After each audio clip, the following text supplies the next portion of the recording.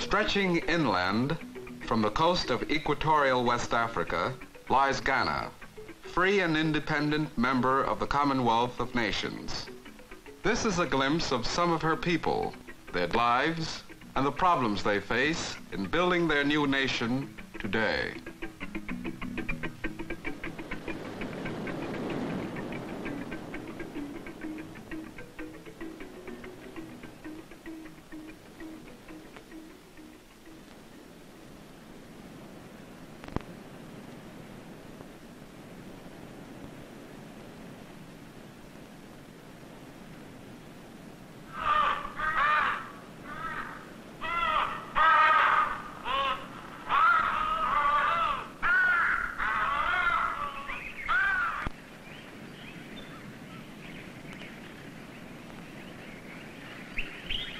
It began just like any other day. Like every morning, I went first to look at the sea. For the past 3 days it had been too rough to put out our net. Now the water was calmer. Today we would fish. For my family as well as for me, it began like any other morning. My wife Mansa began preparing our breakfast of akple, cakes made of pounded cornmeal and rice water. My daughter started playing in the sand, the way she always does when she first gets up. And my son, like a fish that one is, made straight away for the water. I let him go. A boy should have time for a swim in the morning before he has to go off to school.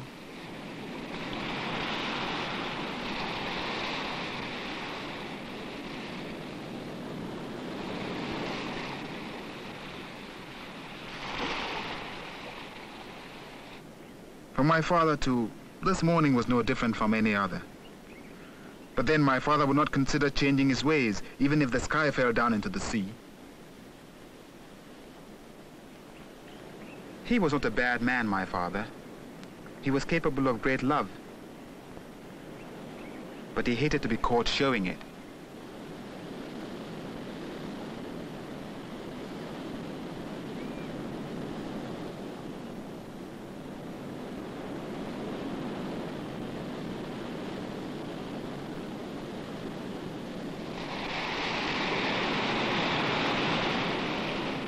He was a stern man, my father. When my sister Adjua fell in love with a man from far down the coast, my father disapproved.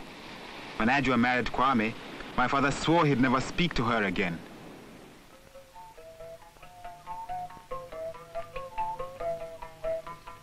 My father was a religious man. Every morning, as soon as he got up, he went to the fetish grove.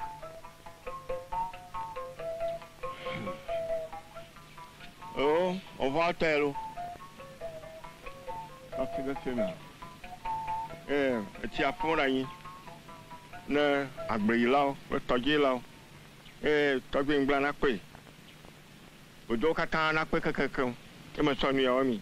In order to appease the gods and to make them look with favor on the day's fishing, my father poured a libation to them. Gbadoma rafifia me blon kple kakareji. Ba agbejido akwedagbe ashiragbe evidagbe kekekem yebe nya agblomna le nusiangu no asi ame yo itogbo tonanyo mawu na deji mawu na tadra ya yara deme yenyi gblomo la nya gbomala avome pepepe abale ke gbomala ne. My father was the owner of a fishing net. This made him a prominent man in our village. It also gave him half of all the fish caught in the net.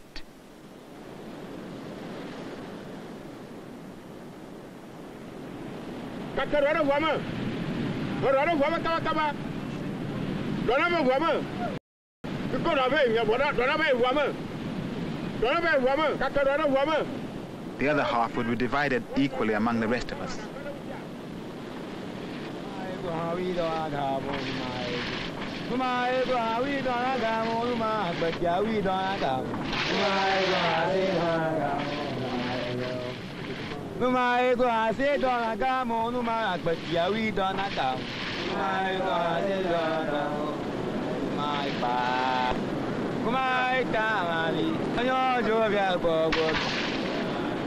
At Edsa, our way of fishing was always the same. The net was placed in the canoe, which takes it out beyond the surf and drops it on the floor of the sea. Our fathers fished this way, and their fathers before them.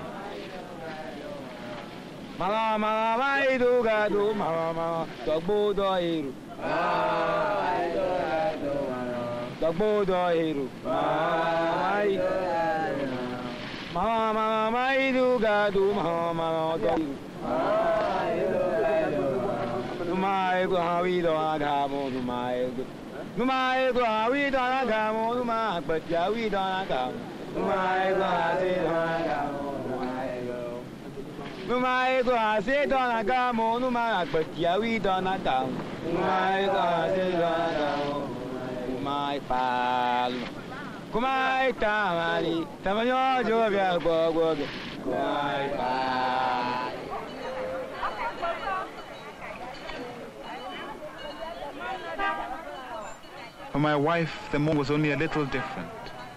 It happened to be market day in town.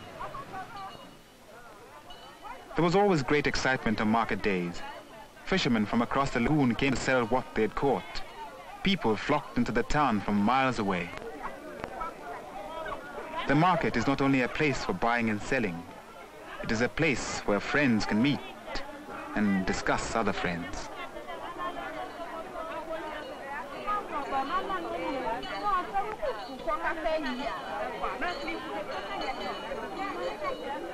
You can buy anything you want at the market.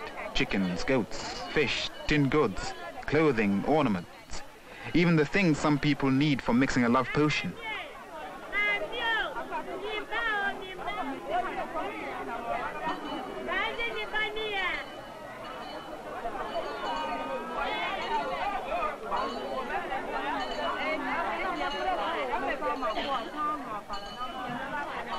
It was here my wife came to sell the fish she had dried and smoked.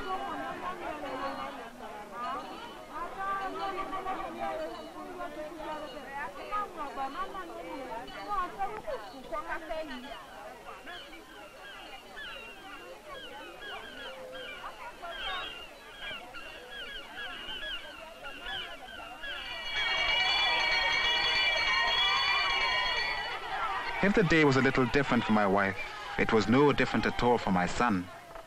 My son studied his lessons in our language now. In the higher grades, he was studying English as well. I myself went to school for only a few years. Long ago, I made up my mind that my son would go to school for as many years as he could.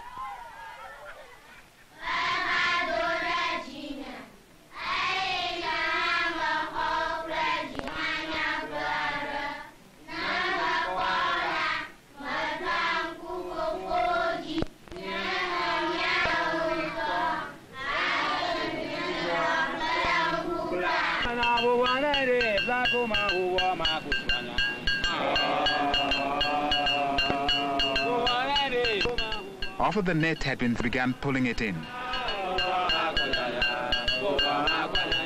The whole morning.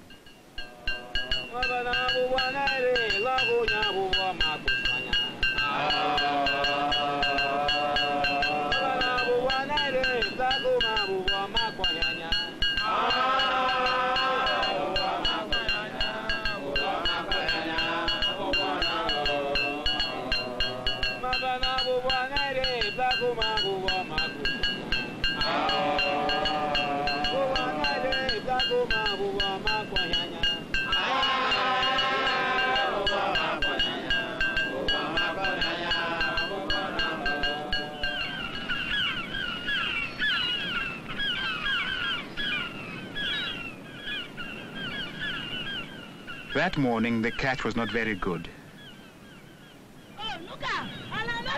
During June and July, the fishing was mostly good. Then there were many herring. The rest of the year, we never knew what the net would hold.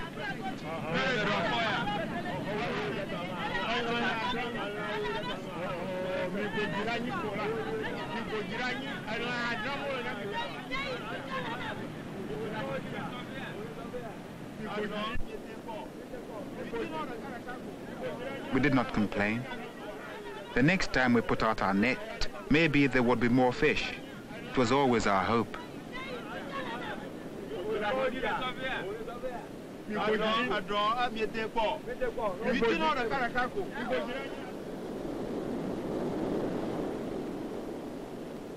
But that afternoon, the sea turned rough again.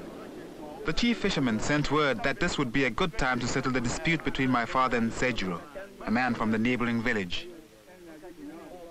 Fishing disputes were usually decided by the chief and a group of 12 men. The chief himself never spoke directly to those who were disputing. He spoke only to his linguist, and the linguist passed on what the chief had to say. Agonami, Sejuro Kobla. It was not an unusual dispute. My father claimed that Sejuro had passed his net to the outside of my father's. The two nets had become tangled, and our catch for the day had been lost.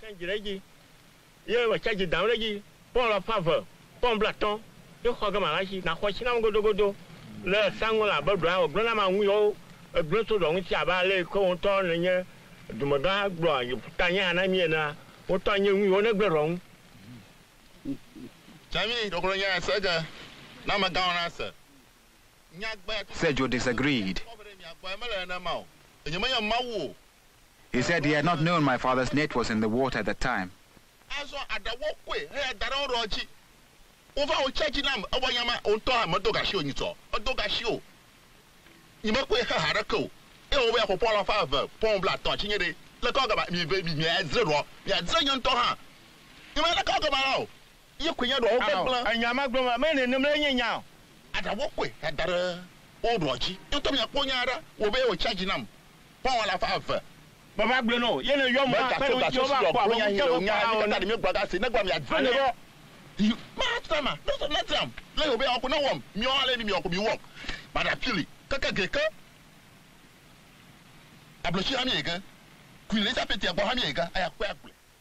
Cases were only heard when the sea was too rough for work, or on a juju day, the day in each week when the fetish priests declared it would anger the gods if we fished.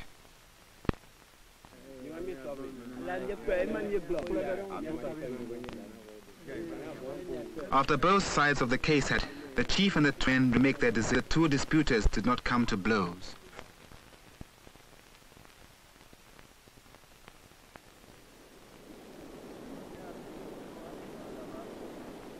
By the middle of the afternoon, the chief's decision had been given, and my father's claim against Sejuro had been £3. My other women had already cleaned the morning's. Very little of it would be sold fresh. Most of it would either be spread out on racks to dry in the sun, or else smoked over a slow-burning fire. It was like any other afternoon when we could not fish. Quiet. I did not know why, but all at once I felt something was going to happen. And then it did.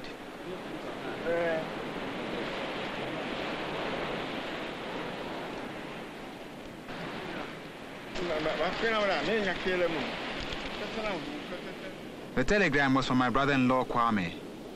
My sister Adjo was very ill. She wanted more than anything to see my father.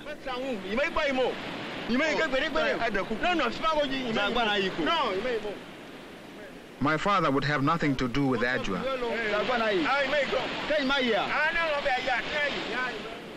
He had made his decision, and his mind could not be changed. Finally, I asked him if I could go to see her.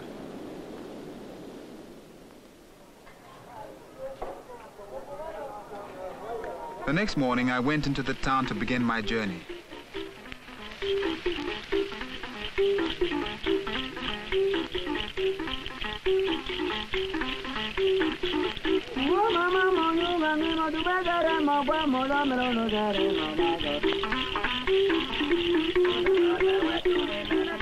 The town where my sister lived was far away. To get there, I would have to go through the city of Accra.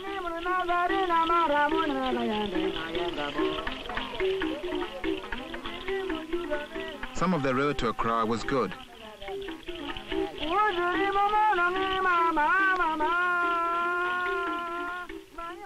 And some was very bad.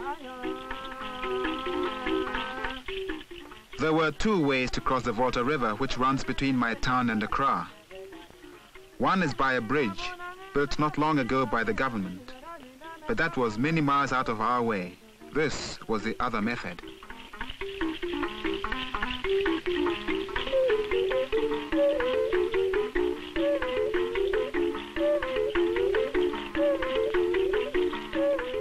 I had not been in Accra since I was a small boy.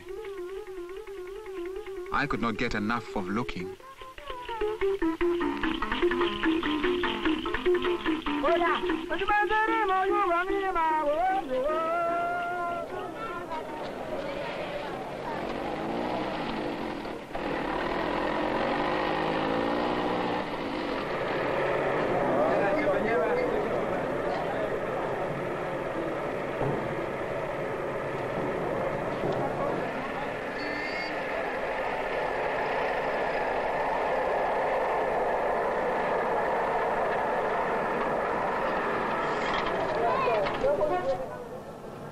It was different from the way I remembered it. I did not recognize anything. Everything was new and bright and shining.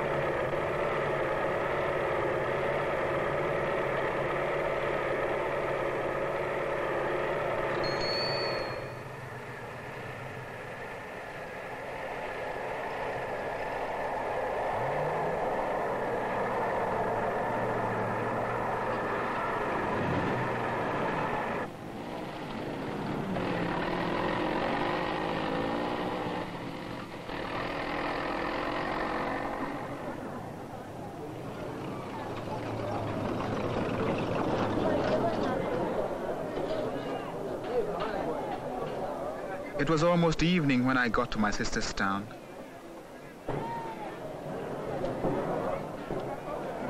There was a big fort in the center of the square. I had heard stories about the forts. It was in places like this that our forefathers were held captives before they were taken far across the ocean to be slaves. Mami mpacho kwame akwa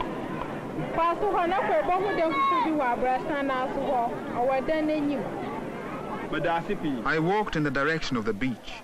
I knew my brother-in-law would live close to the water because, like me, he was a fisherman.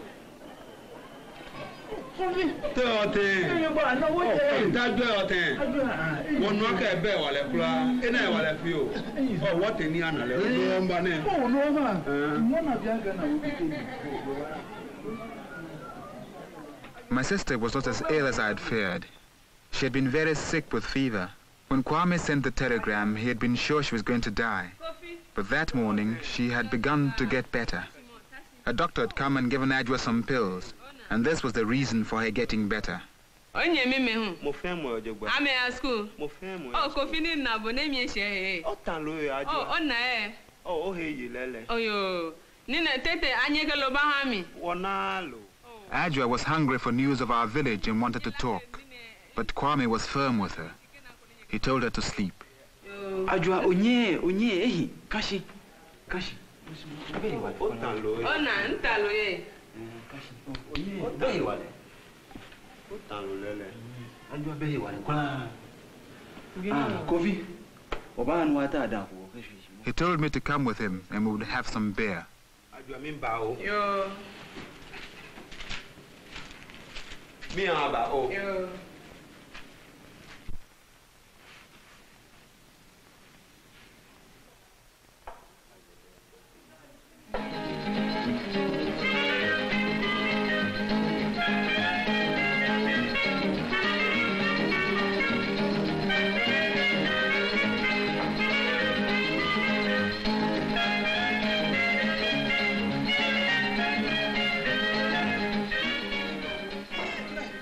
When we went into the cafe, some men were dancing to the radio music.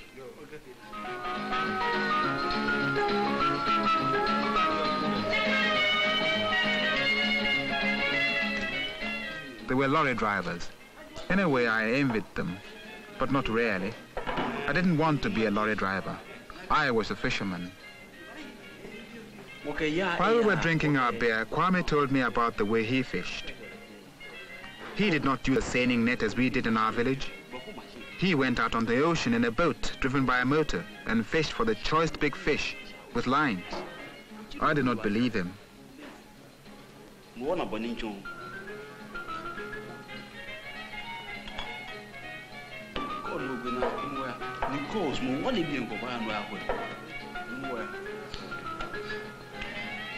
Kwame told me that he and the 5 men who fished with him brought back more fish in 2 days than my father's net caught in a month. You will see, said Kwame, tomorrow.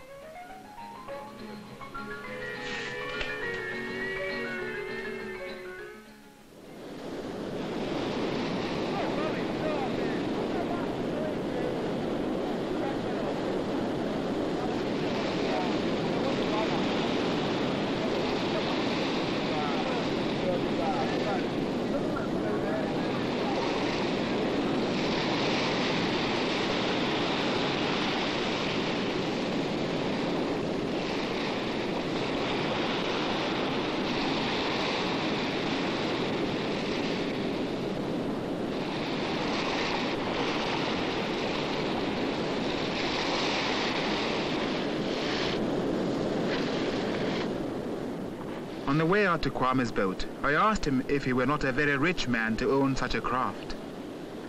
Kwame laughed and said he did not own it by himself. It belonged to all the men who fished from it. The government helped them buy it. Soon, if they continued to be lucky, they would be able to pay back all the money the government had loaned them. We went far out onto the sea. I'd never been so far away from the shore before. Kwame and the men with him caught many fish. In less than half a day, they had more fish and bigger ones than my father and I could catch in a week.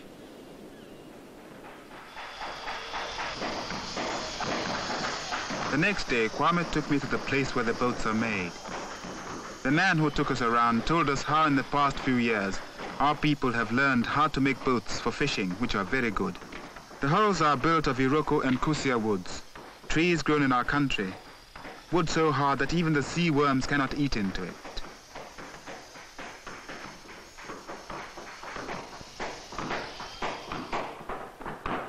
If a man and some of his friends want to buy a boat and begin fishing, the government will lend them most of the money they have to pay.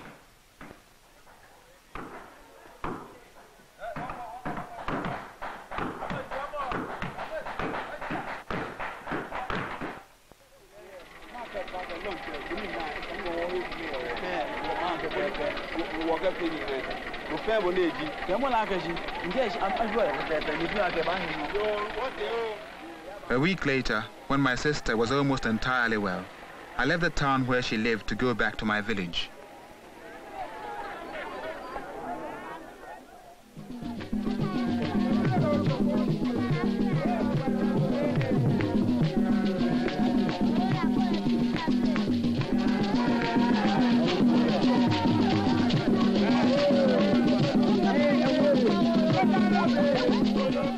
When I reached Etsa, the people of my village were happy. It had been a good fishing day, and to celebrate they were drumming.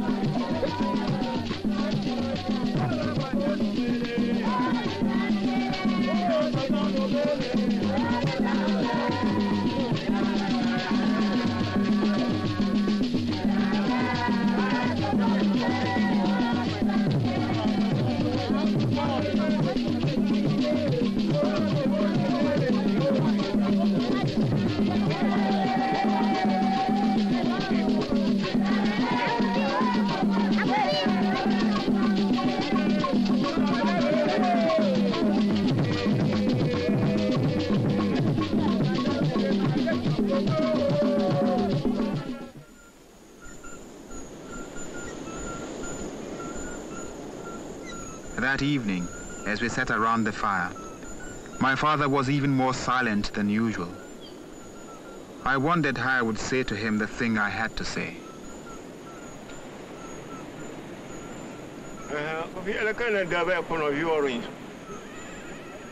I told him about Kwame's boat, about the fish they were able to catch, how they could stay out on the ocean until they had filled their hold with the biggest and choicest fish.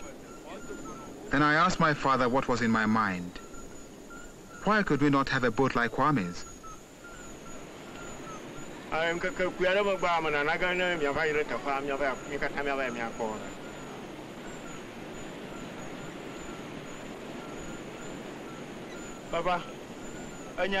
We could join together with 3 or 4 men from the village, and the government would lend us the money to get started.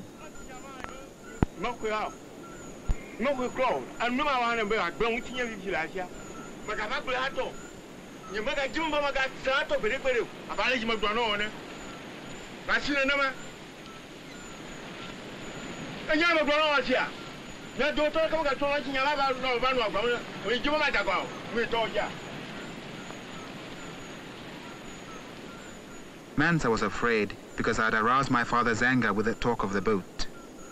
I too was afraid. I'd never seen my father so angry. But there was something I had to know.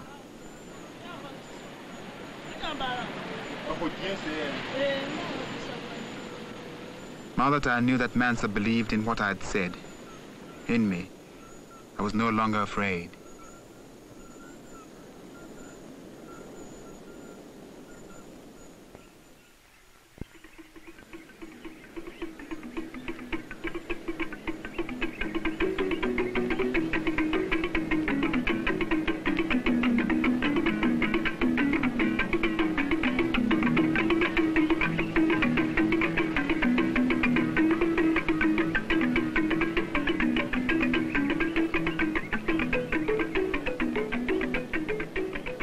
My father said it was evil to want a boat, that we should bring down the anger of the gods by trying to break away from the old ways which have been ordered for us.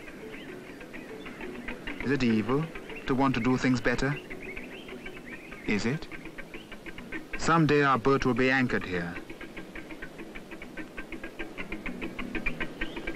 Someday I swear it will happen.